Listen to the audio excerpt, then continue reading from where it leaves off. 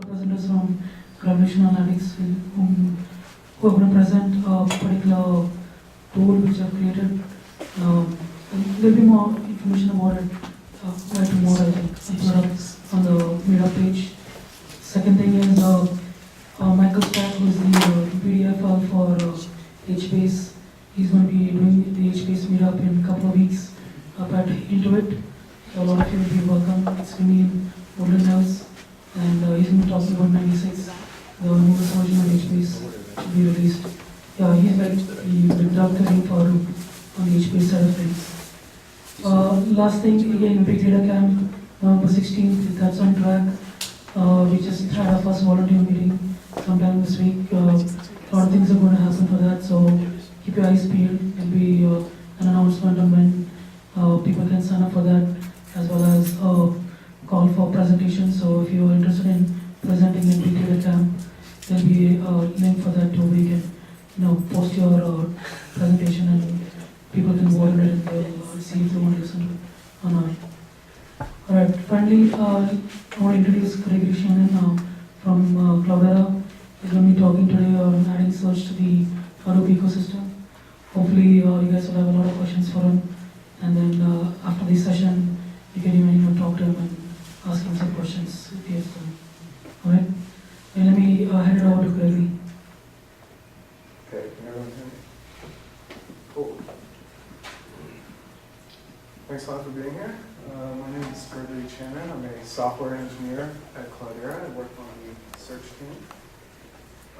I am also a committer on the Apache HBase project and on the Apache Sentry project, which is a new security project in Apache.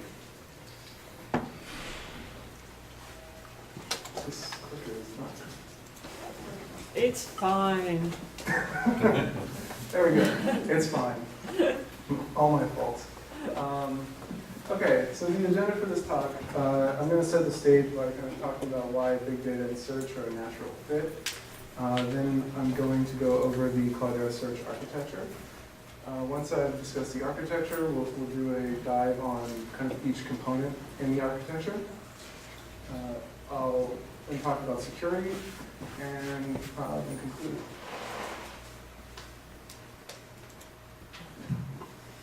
Oh. Okay, so why search? So why did Cloudera invest all these resources into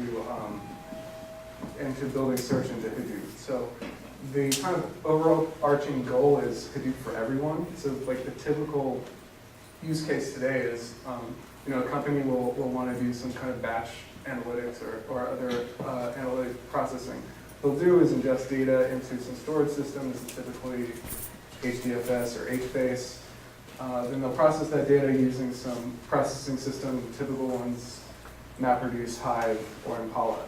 And this works great, but the issue is kind of you need experts to do this, right?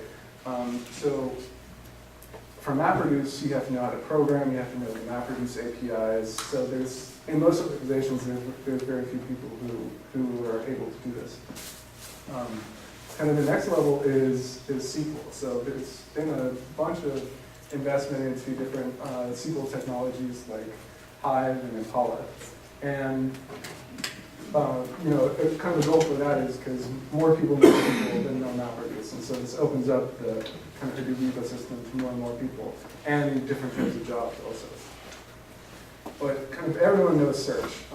Everyone knows how to Google, so this allows kind of Hadoop for everyone. So our goal with search is basically to make it an integrated part of the Hadoop platform. It's like the other things you may already be familiar with, like HDFS or HBase. So one pool of data, one security framework. So if you're familiar with the security features on HDFS or HBase or Scoop or any of these things, it should look very similar. One set of system resources. So today most search rollouts will typically have a whole different system. So that can be expensive. Also one management interface. I won't spend a long time kind of plugging Cloudera Manager, but it can manage all these systems for you. So benefits of search, I've kind of mentioned this already. You can get an interactive experience without a lot of technical knowledge. Again, everybody knows how to type terms in a search box. Faster time to insight. So Hadoop today works really well when you know exactly what you want to look for, what data you need to collect, and how you want to analyze it. But it can be difficult to even know what exactly to look for, right? So what search allows you to do is kind of do exploratory analysis, kind of the Hadoop equivalent of just Googling around to even figure out what's going on, right? There's a broad range of indexing options. I'll talk about this. And cost efficiency, it's part of a single scalable platform. You don't have to roll out a new cluster to do search. It'll work if you have an existing Hadoop cluster with really no incremental investment. Okay, what is Cloudera Search? So Cloudera Search is a full-text interactive search with passive navigation. The core of Cloudera Search is Apache Solr. And we've spent a bunch of effort integrating it with CDH, which is Cloudera's distribution for Hadoop. Solr is an established, mature search technology with a vibrant community. It's been in a production environment for years, so you benefit from kind of all those years of improvement and hardening. It's open source. Everything that we ship is 100% Apache license, 100% Solr. So the advantage of this is, like, if you're already one of these Solr users, you can use all the existing APIs and just kind of migrate everything to Cloudera Search and it'll just work. There's support for batch, near real-time, and on-demand indexing. I'll talk about the different options we have in that area. And we just released version 1.0 last week, so you can check it out and try it yourself. Okay, the different components of Cloudera Search. The top level is kind of HDFS MapReduce, Lucene, Solr, and Solr Cloud. We'll talk about each of those. The indexing options, near real-time and batch indexing, and ETL, or extract, transform, load. I'll talk about Cloudera Morphlines, which is our solution for that issue, and then I'll talk about querying. So Hadoop. Everyone here is probably pretty familiar with this. I'll just go over this quickly, but HDFS is the distributed file system part of Hadoop. That's where we actually store the index data for Solr, and do the read and write. So this is like the same as HBase. HBase is a different storage system, but it ends up storing its data in some format in HDFS. So this is the kind of one system solution. Everything is stored in HDFS. Has high reliability through replication, high throughput. MapReduce is the kind of compute engine around Hadoop. It's a parallel distributed programming model, fault tolerant, all that good stuff. And Lucene is a search library. Interestingly, it came out of this project called Apache Nutch, which was started by Doug Cutting, who also started Hadoop, so it's like super productive guy. So it's a full-text search library. It has support for indexing and querying. It has, if you're familiar with other search technologies, it uses traditional inverted index structure to allow you to do lookup. It has support for batch and incremental updating, indexing. And in our current release, we're using version 4.4, which was released a month ago or so. Apache Solr is a service built on top of Lucene. So Lucene is the search library, and Solr is just a service on top of it. So it ships with Lucene. So like if you go to Apache and you download Lucene, you'll actually end up getting Solr as well, because Lucene by itself isn't particularly useful. It's just a library that allows you to do things, but it's not like a standalone application. So Solr is the kind of standalone application web server part of it. So it has a bunch of APIs, kind of everything you'd expect from a modern web server, XML, HTTP, JSON, Python, Ruby. It has its own APIs for indexing and querying the Lucene indexes that are kind of under the covers. Provides you an administrative interface for managing different indices, and it also has a web-admin GUI that you can access via HTTP and kind of check out the state of the cluster and all that good stuff. Apache Solar Cloud. This is kind of the distributed portion of Solar, and this is what Cloudera has spent the most time kind of improving. So it is part of Solar. It's not a separate library or code base, but like Lucene and Solar have been around 10 or 15 years and didn't originally have a lot of distributed capability. So Solar Cloud is an effort to improve that. It does this using something called shards. It's basically just different index partitions. So this allows you to partition your index for size. So like you don't have to have one massive index on a single machine. You can have 10 machines and 10 different shards. So it can scale that way. The other way it can scale is it can replicate shards, replicate shards. So when I'm doing a query, I can have multiple copies of the same data, and I can just ask that query to any of those copies to get an answer. So in this way, I can scale up my query performance. It uses Zookeeper for coordination. So this is a typical thing on the kind of Apache Hadoop ecosystem. So like HBase will use a Zookeeper for coordination. So the problem it's intending to solve is no split brain issues. If you've ever run a lot of distributed systems, you will have run into this issue where like different processes are out of sync. So like maybe one thinks that the other is the leader and the other thinks that the first one is the leader, and then all this crazy stuff starts happening. So Zookeeper is a consistent store of state that's used for coordination. And it simplifies operations because if you're already running a Hadoop cluster, you probably are already running Zookeeper, so you don't have to spend any investment learning how it works or setting it up or anything. So like I mentioned, HBase uses it. If you use MapReduce, the job tracker high availability feature uses it, and there's a bunch of other systems that they use Zookeeper. Here's kind of an overview of Solar Cloud architecture. So the configuration state is stored in Zookeeper. If you're familiar with Solar, there's these configuration files for each index called Solar config and schema. So Solar config just is kind of Solar configuration parameters, and schema is the actual schema of the data that you're storing in Solar. And that's all stored in Zookeeper, so it's consistent across the different shards, which will most likely be on different machines. So each shard has a leader and any number of replicas from 0 to as many as you want. So the algorithm basically works as if the data that you send in is not sent to the leader, it will be forwarded to the leader. So you don't have to do any kind of special algorithm to say like, oh, who's the leader now? Well, I have to keep up with that or something like that. So that's just done automatically. Then when the leader actually gets the request, what it will do is index the document, and then it knows all the replicas. It will forward that document to all the replicas so that they're replicated for querying, so that any query to any of the replicas will see the document.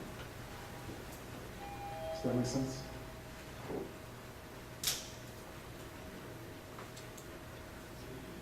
Okay, so we talked about Solar Cloud. Now I'll talk about the search architecture as a whole. So Solar Cloud is kind of this central piece here where we have multiple Solar servers. And they read from and write to HDFS. So that's what I already talked about. So when you have a search service, there's two things you typically are interested in, right? There's indexing, how do I get data into the system, and querying, how do I get data out of the system. So we provide a few different ways of indexing data into Solr. The first one is a batch method using MapReduce. So you'll see that here. So what it does is read data from HDFS and then end up writing it into Solr. And I'll go into a bunch more details about that. It's also near real-time support for HBase. So when updates are sent to HBase, there's a way to index that data into Solr. And similarly with Flume, I don't know if everyone is familiar with Flume, but it's like a stream processing event system. So when some event happens, you are able to index that into Solr as well. And I'll go into more details about all these, so don't worry if you don't understand at this point. So that's indexing. How do I get data into Solr? The next part is querying. How do I get data out? So there's a few ways. You can use the built-in web UI. I may or may not have a picture of that later in this. Some versions of this do some. Another way is Hue. This is kind of a UI builder, which is actually really cool. I'll talk about it in a bit. And other people may build their own custom UI or custom app for people to access Solr. So that's also an option. Okay, so now we'll talk about the indexing side. So again, this is getting data into Solr. We support both near real-time and batch indexing. So for near real-time, we have Flume and the HBase indexer, and for batch, we have MapReduce. Okay, so Flume. This is basically a picture of a Flume setup. Again, this is a stream processing, event processing system. So in this example, which will kind of become the canonical example that I'm using for all these, we are trying to analyze some log file. And so what the Flume agent can do is do something like essentially tail the log file. So like as data is being written to the log file, it processes it.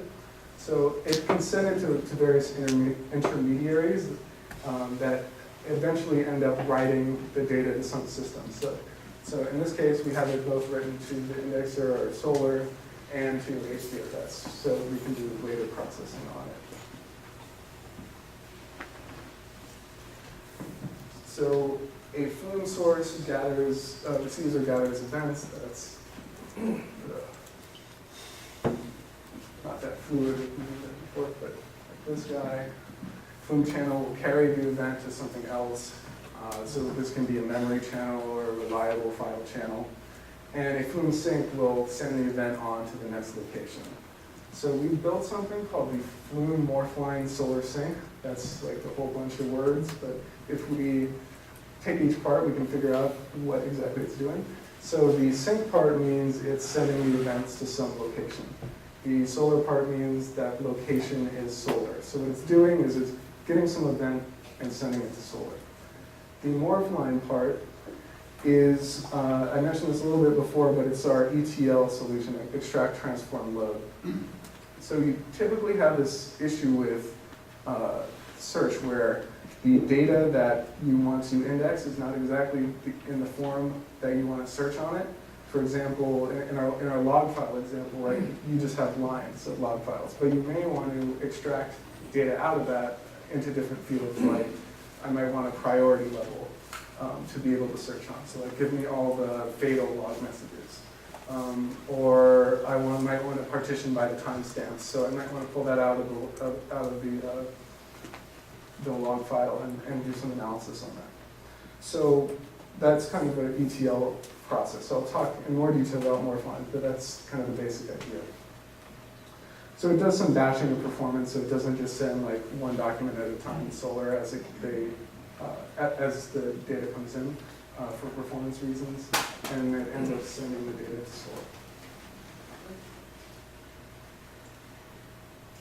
Okay, the HBase indexer, I don't know if everyone is familiar with HBase, but it's basically the Hadoop version of the database. It's a kind of a table format that's modeled after Google's Big Table.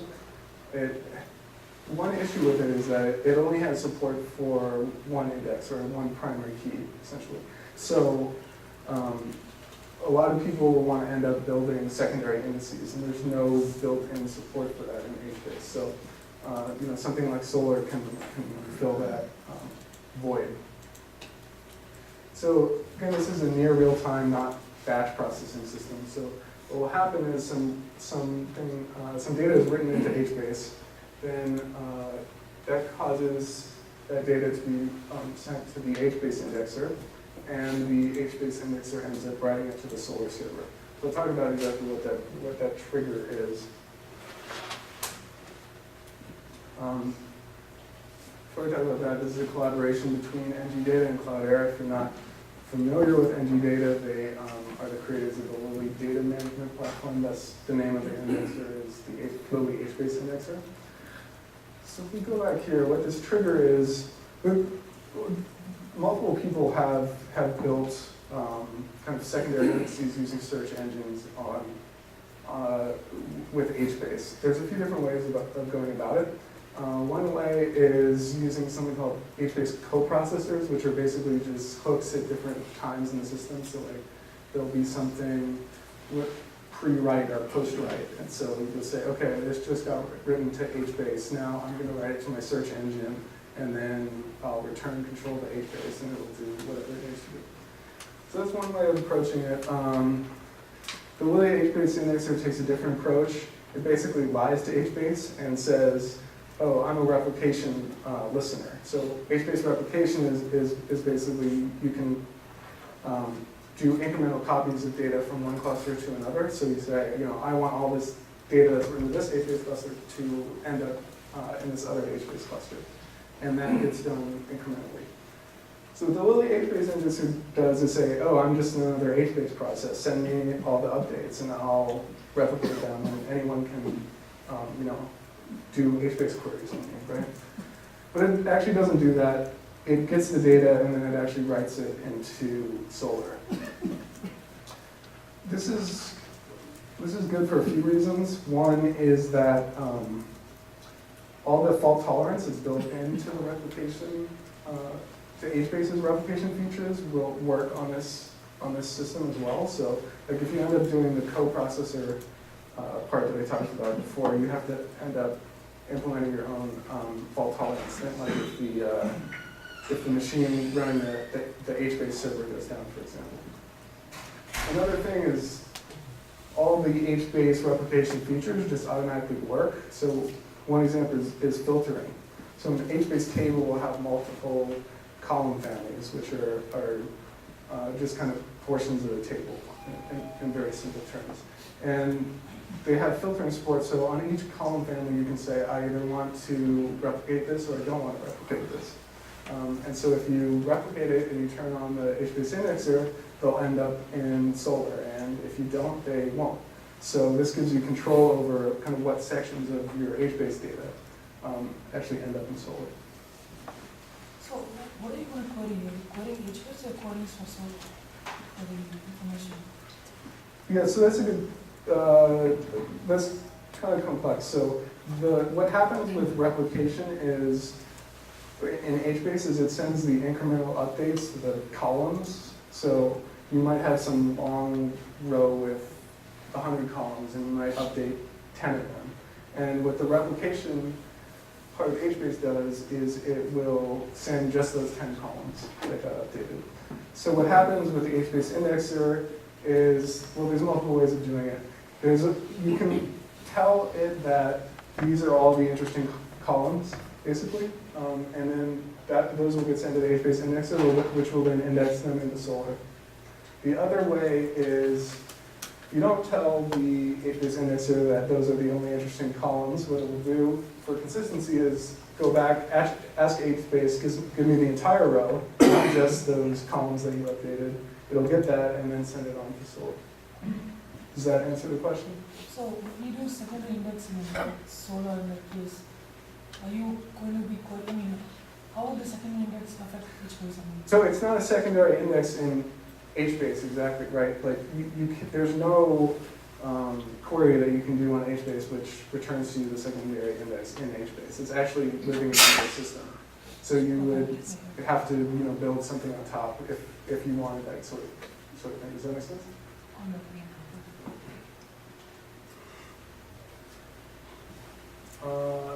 It also integrates with clutter and morph lines, and all the indexing options will integrate with clutter and morph lines. I'll talk about that in a bit. It's Apache version 2 license. You can see it on GitHub at MGData's GitHub.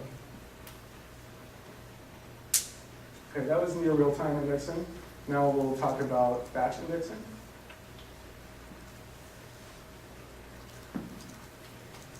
For this we use MapReduce. So basically what happens is we read some data from HDFS, we build up an index using MapReduce, and we send it to the Solar server. So what we ship is basically a MapReduce indexer. This is soon to be part of Solar proper, but for now you can get it from the Cloudera Search product. So it's a MapReduce job that does 2 steps. The first step is basically find files in the HDFS that you want to index. So this is like, if you're familiar with Unix find, it's like the Hadoop equivalent of that. So this will output a bunch of lines of files to index. Then there's the mapper and reducer indexer step. So what this does, the mapper extracts the content using Cloudera morph lines, again, our ETL solution. The reducer indexes documents via an embedded Solar server. So there have been some existing MapReduce jobs that will end up sending data into Solar, but what they've done is kind of taken the Flume approach of sending a document at a time or a few documents at a time, which isn't as efficient for a batch processing system as building an entire index. So what the MapReduce indexer job does is actually builds an entire Solar index in HDFS. So you don't have to spend this incremental cost of going to Solar each time, going like, right, here's this document, here's that document, here's that document. You just build the entire index and then say, this index is available. Does it incrementally index after that, or? I'll talk about that in a bit. Another good thing about this is, right, you can use the scale of your entire MapReduce cluster to build the index instead of relying on Solar itself. So like, let's say you have a 50-node MapReduce cluster and a 3-node Solar cluster. If you're just sending the documents directly into Solar, you're limited by the throughput of those 3 nodes. But since we're kind of keeping Solar out of this process until the very end where we tell it about the index, we can use the whole power of the MapReduce cluster rather than being limited by the Solar nodes. Okay, go live. This should hopefully answer your question. So this is a feature that's kind of meant to bridge the gap between batch processing and near real-time processing. So there's a few limitations to batch processing. Namely, so if you look like on the old copy of the documentation before Go Live existed, what you have to do is you run the MapReduce indexer job. It would create an index on HDFS. So if you actually go into HDFS and look where you specify, you'll see a whole Solar index. But Solar doesn't actually know about that index. To actually load it, what you had to do is shut down the Solar servers, copy or move the index data into the location that Solar expects for that index, and then start up the Solar servers again. So this is bad for a few reasons, right? There's no downtime. There's downtime for users. It can be kind of error prone. And so people will end up like not indexing that often. So imagine you have like like a year of data that you want to index, but then when you initially deployed a Cloudera search, but after that you maybe want to index things every hour. So that'd be a pain to like have downtime every hour or every whatever interval you care about, right? So Go Live basically allows you to merge these indexes. So you run the MapReduce indexer tool again. It will write that data out to HDFS, write the index out to HDFS, and it'll tell Solar, hey, there's this index for you at this location, HDFS. Merge this into your existing index. So you either have nothing in that index, and that becomes your new index, or you have you have an existing index and you're just doing kind of the incremental updates, and then that will just be merged in. And this is real simple to run. It's just basically another parameter when you run the MapReduce job. You do --go live, and it just works.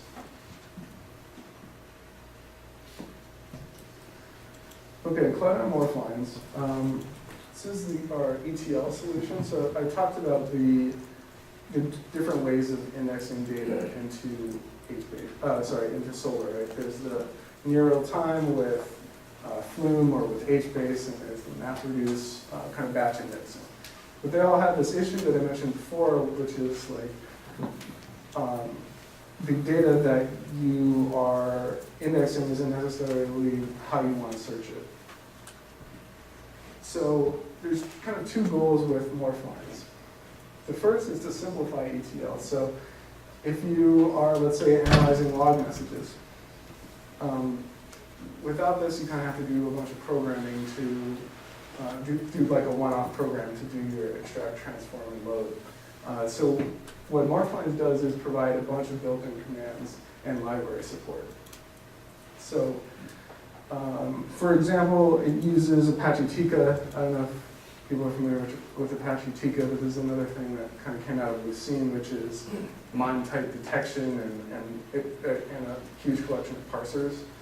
So it can automatically like detect the data type and parse it in some understood format.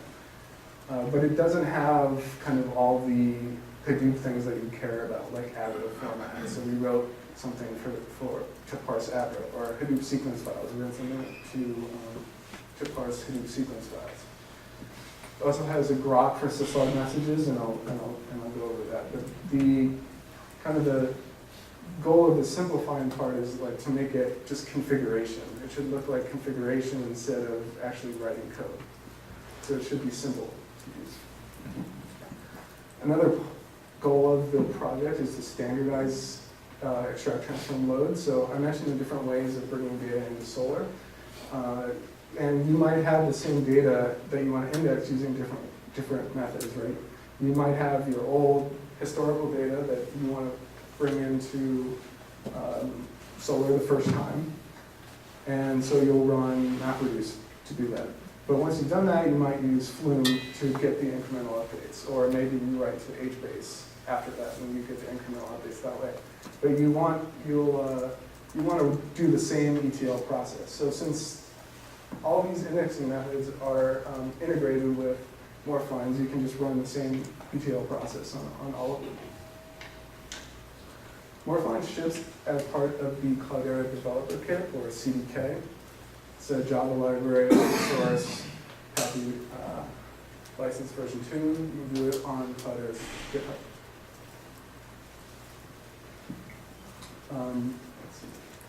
So Morphlines is basically a simple library that can be embedded in any application. So we've embedded it in Flume, the MapReduce indexer, and the HBase indexer, but you can embed it in any application that needs to perform some kind of extract, transform, load.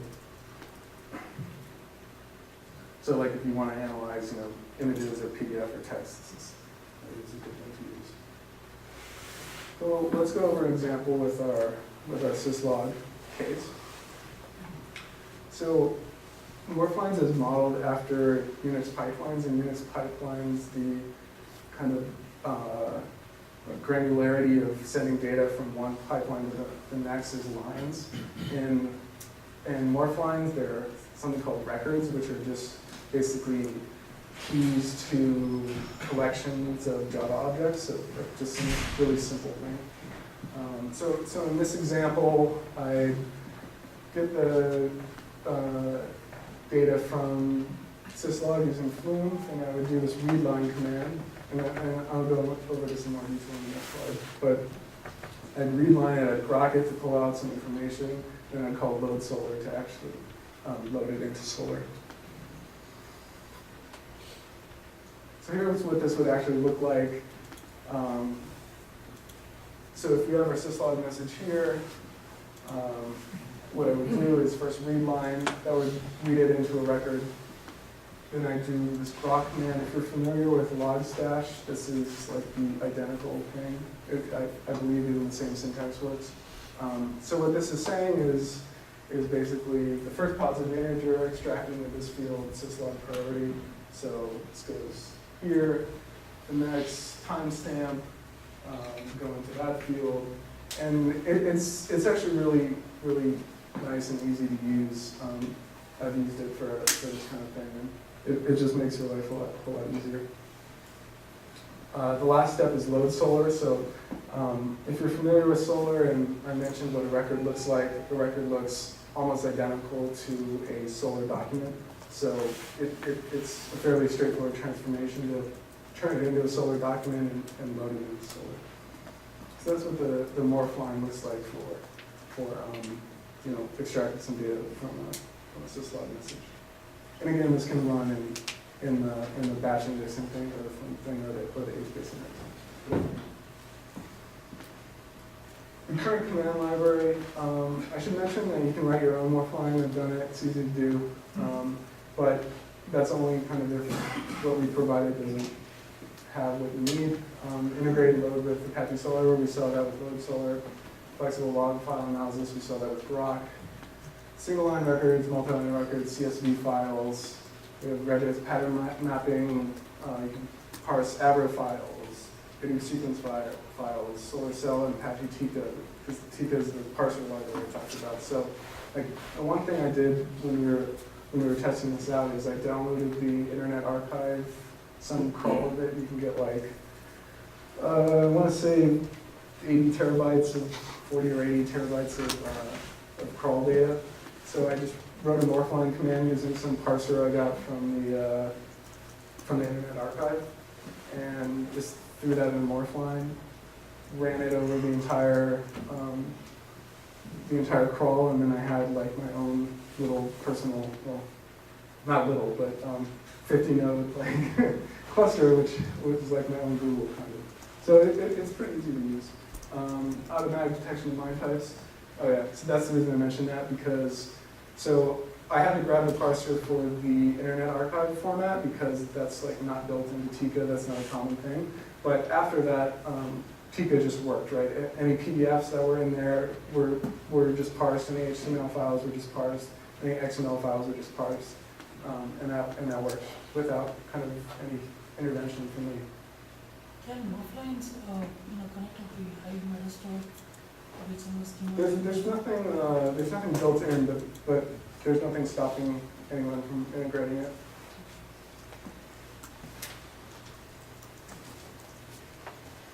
It also supports scripting dynamic Java code, so like you can actually write inline Java code in a morphline. I wouldn't recommend that, but you can do it.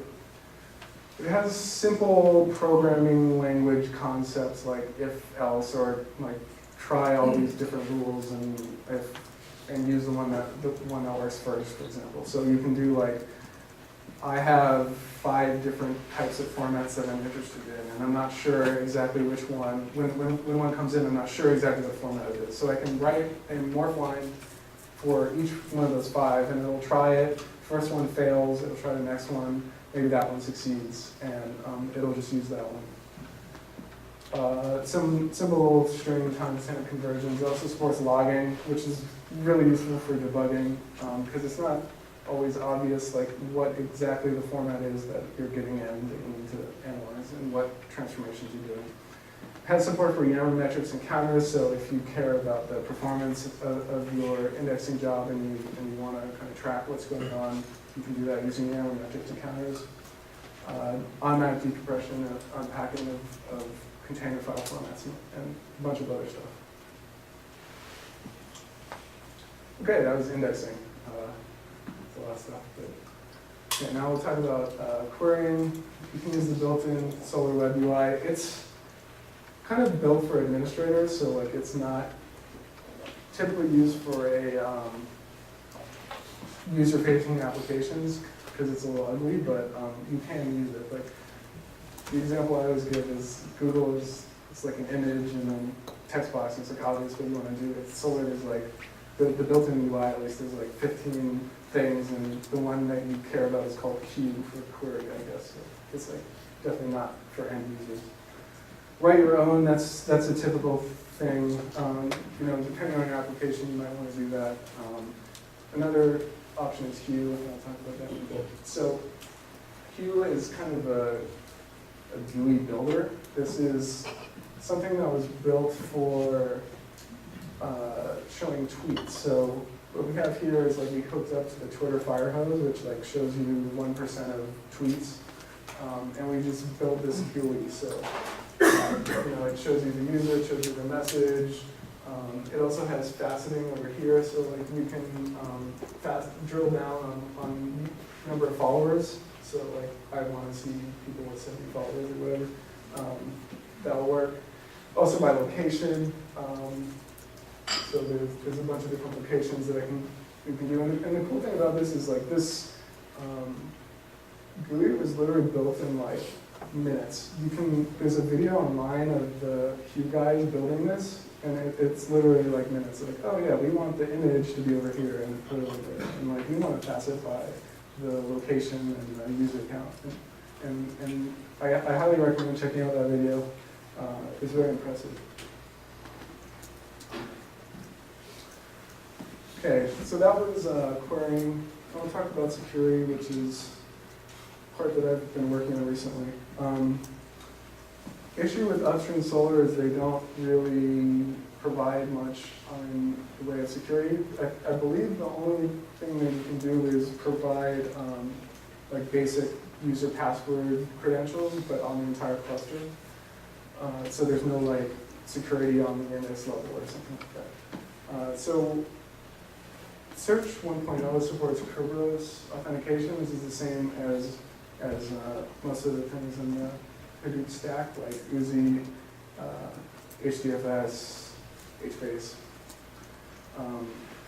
And we're actively working on index level authorization using Apache Sentry. So Apache Sentry was something that was released, I want to say like the first version was released a month or so ago. What it provides is kind of fine-grained authorization for Hive, and we're extending it to provide authorization for Solar.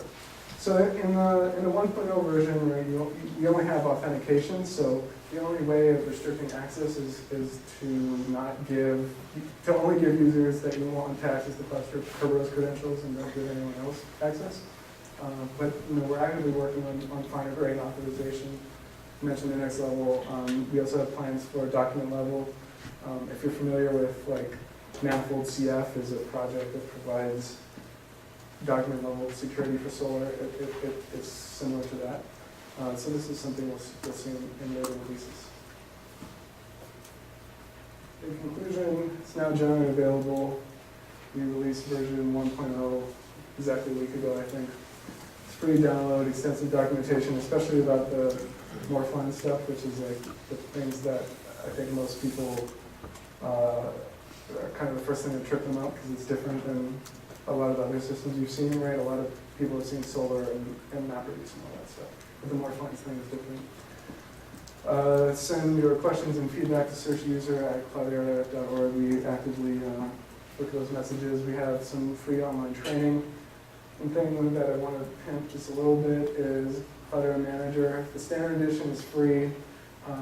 Provides simple management of search, so can monitor, you know, the processes when they go down, bring them back up, restart them, all that stuff. The security part is automatically built in, so it's kind of for anyone who's dealt with Kerberos, it's kind of a pain. But if you ask Cloudera Manager to set it up for you, it'll just set it up for you and it'll work, which is very, very nice because every time I try to set it up myself, even though like I wrote it, it takes me a really long time. There's a quick start VM also available, so you can just download that and it'll run on a single node, and that'll get you going. Okay, that's all I have prepared. I'm happy to answer any questions. I'm vaguely familiar with Solar. It's been 12 months. The way we used to use it was have some sort of a JSON or XML that was defining the schema for that container, and to fire it up. How does merge work? Because I knew there is update is basically, replace the record. And then there is delete. What is merge? I'm not. Yeah, so it's basically, if you know Solar under the covers, there's something called a segment. So this is like an H file, if you're familiar with HBase. What it is just a part of the index. Basically, you have to search both parts to see if, it's actually at the shard level, but so when I do a query on a shard, if there's multiple, what was the term I used? Totally blanking right now. Segment. If there's multiple segments, then you have to search both of them. So what a merge does is basically uses that index as a new segment, and the segments are merged in the background over time. So there's some performance degradation as you have more segments because you have to search in all of them, but they're kind of merged in the background. So the question is, like, what happens to my document when I do a merge? The answer is it depends. If the document didn't exist in the previous version, then the new version will be there. If it did exist, then it depends on if the ID existed. So if you look at the Solar document, there's IDs, right? If the ID existed, the later version wins, basically. Does that make sense? Sure, yeah. Because I'm not familiar with it I'm not familiar under the covers. Yeah, so the later version of the document wins is the high level. High level view, you have HBase and Solar are very different. Solar wants like structured text and you search against the structured text. While you have kind of key value pair and HBase.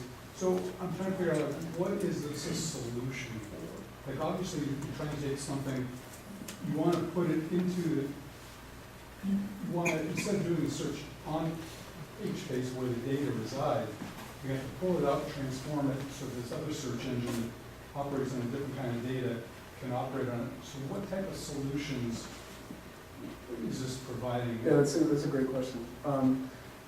So there are two things, right? HBase only lets you search on primary key, so you have to know the structure of your data, and you're only allowed to search on that primary key. So what Solar can do is, yes, you have to provide some structure for it in the terms of fields, but there are data types of fields that are like unstructured data, essentially. And so you can just plot that into Solar and search for a word that exists in your HBase table somewhere, and it'll show up. There's no way to do that with HBase, right? With HBase, you kind of have to know exactly what queries you want to run because you only have one index, and so you have to arrange your primary keys around that. Okay, so when as part of the process, because I guess we didn't really cover the processing of, because you're going to have to process that data into a more structured format. Using morph lines, right? So I only gave the syslog example, which is, okay, so it's like an intelligent parsing that occurs when you put it into the Solar format. And once it's the intelligent parsing that gives you this extra value, because now you can search on. So it doesn't necessarily have, it doesn't have to be that intelligent, right? What I can do is, so I get the columns for the row in HBase, and I can just have fields for each one of the columns that I know about. And the data type of those fields can just be unstructured text. And then my transformation is trivial, right? I just put each column in the corresponding field in Solar. And then I can just search on it and it'll show up. So it doesn't have to be that intelligent. I mean, I spent a long time talking about ETL because it's necessary, but it doesn't have to be that involved. It depends on exactly what you want to do. Does that make sense? Yeah, it almost seems like the solution is really an upgrade to HBase. No, I wouldn't. Or that would degrade It will. So HBase, the reason HBase works like that is basically consistency guarantees, right? You know that when you write a row in HBase, it's consistent across that row. You won't see like different columns with different values and things. So I don't know, solar is kind of more unstructured. I don't know if that's the best.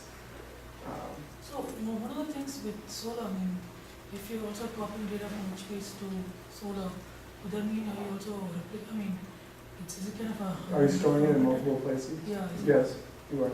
Okay, so, but you can pick and choose, right? If you pick and choose only certain columns, usually those columns are reside in solar. Right, there's multiple ways to do that. I talked about, you know, you can filter on at the replication level. Like I can say I only want these column families, or I don't want to replicate this table at all. And you can also do them with morph lines. You can say, oh, I don't care about that column. I'm just going to drop it and not index it. So when you do query solar, would it also collect, if you're just storing just part of the information in solar, would it go back to HBase and also pull out the other information when you just query for the specific value as part of the solar? So solar itself doesn't do anything like that. The HBase indexer will do something like that. I talked about that in the answer to your earlier question, which is like the HBase replication part only sends the updates for the columns that were actually updated. So it may or may not go back to HBase and grab it at that point.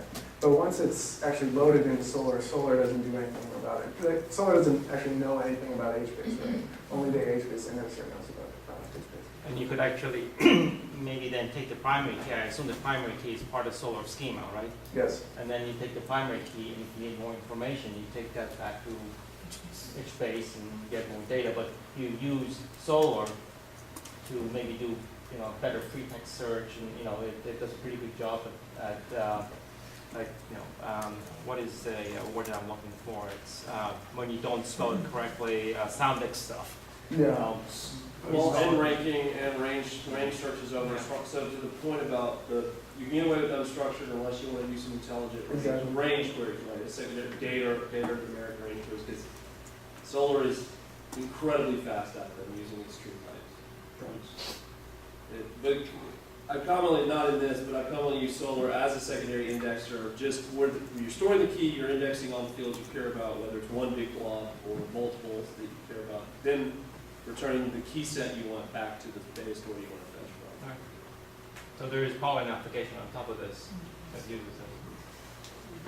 One of the things that, again, so my experience was pretty narrow to what we were doing. Is it possible to write to Solar, add records to Solar, without writing any JSON or XML that gets fed into, it writes directly to the Solar? Because the way we did it, there was, you know, you have your source dumped out, and then you fire up the indexer on that. So it basically supports the APIs that I mentioned earlier. There we go. Have to do it with one of those forms.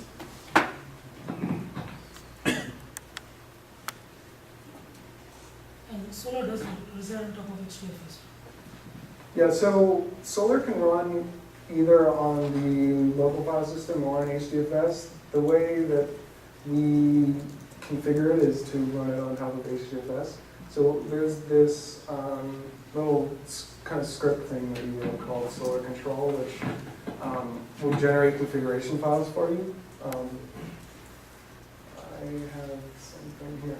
Right, so the configuration files, like Solar config and schema, are stored in Zookeeper. So what this thing does is basically generates schema for Solar config and schema for you, and those are all specified like use HDFS, and has all this kind of optimizations already built in for you.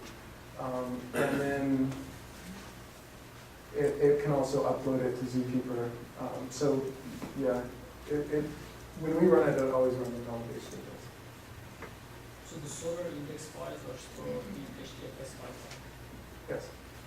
So you needed to change the Solar engine itself to read it from Yep, so Solar has a directory abstraction which is usually implemented by the local file system, and so we had to implement it using HDFS.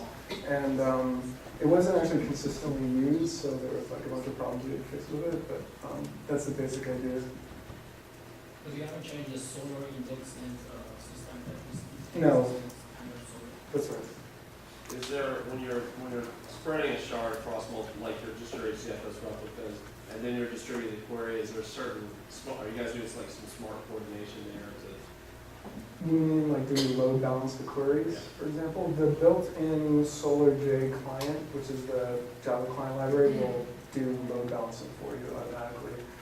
If you're using something else, then you'll have to write your own load balancer. The only thing that, so I'm going to put my cards on the table, I'm a solar committer. The only thing you need to be careful there is if you're doing something custom with your distribution. Default distribution will spread the term frequency, IDF frequency across the shards and largely emulate it, so it's approximate. If you do something funny where, and I've heard a lot of people try this, and I always wince when they talk to me about this, and they say, we want to put all of the electronics goods in that shard and all of the housing goods in that shard, your term frequencies and IDFs, particularly the IDFs, won't make much sense. So you'll suddenly get boosting off one shard that will be hyperinflated for some words that it will just look very, very funny. So if you are going to distribute in a strange way, I'd avoid it, and I would just do mod 20 and see where the documents land. Randomization is really important on charting. Yes. How many nodes were you running on Solar? Or how many Solar servers would you be running here? On master and... It depends on There's no master on this. how you want to scale, right? On the, did you want to?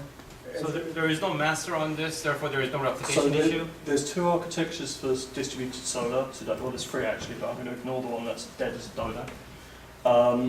The original architecture was a horizontal farm where you have masters that do the indexing, and then you have a bunch of searchers that replicate off the masters, and usually what's nicknamed an aggregator at the top, which binds all the results together.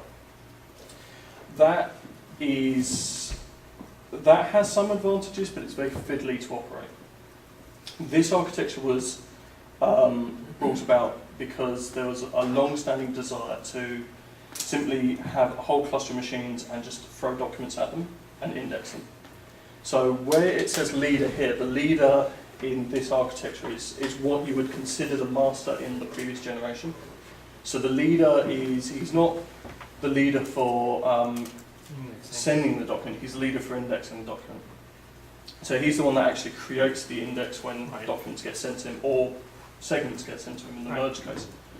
And then the replicas are the ones that are pulling off him, and they're the ones that, so if he dies, the zookeeper, well, the zookeeper coordination goes, oh, this leader for this shard, for this core, for this part of the entire index architecture has gone. I will now go for leader election and allocate him as the leader. Yeah, so you're... Yeah, I mean, there is no difference between, Well, the leader master, and replica, just switch the roles. yes, so it's totally dynamic Because in they this have the case, same and you use, can yeah. query both of them. But it's on the shard level, right? So you're limited by your indexing capabilities are limited by the number of shards you have. And you can specify the number of shards when you create the collection, or you can split shards to control how much you need. So, you guys are out there and whatnot. I take it this whole solar cloud on Cloudera is supposed to like simplify this whole process of setting up all the sharding and like just the whole scaling and whatnot. There's some kind of ingestion process behind all this. So the typical thing you'll do to create a collection is you'll run the solar control thing that will generate the configurations files for you. You'll mess with the schema depending on exactly what you want to do. Then you will tell solar control to create the collection, so it will upload it to Zookeeper and tell solar to create the collection. And then your indexing part, well, that depends on exactly what you want to do. I mentioned a few different ways that you can do that, but that's the basic process of setting up a collection. So what I'm saying is that all this is supposed to be like a turnkey solution to help you set up the scaling of, say, the MapReduce cluster and all that stuff. Yeah, I mean, you still have to, try to figure out how many machines you need and how many solar nodes you have to run and stuff like that. I mean, that's difficult to do automatically, but past that point, yes. So the technical wherewithal to set up all the servers and manage all that stuff, that's handled on your end. Clutter Manager will handle that. So you can use Clutter Manager or not use Clutter Manager. If you don't use Clutter Manager, you'll have to set up all those processes and manage them yourself. Otherwise, it will just deploy everything you need, like HBase if you need a HDFS, Zookeeper, and Solar, and set it up for you. Yeah, exactly. I use it, it's great, but I'm biased to this. The underlying replication of the indices between leader and replica, depending on your size. I mean, from what I remember when I was using it, was copying the entire, it was a glorified rsync, if you will. Has that changed? Is this solution, copying only what it needs rather than the entire? It depends. It depends on like failure conditions and things. It can be an entire rsync, or it can do just some incremental changes.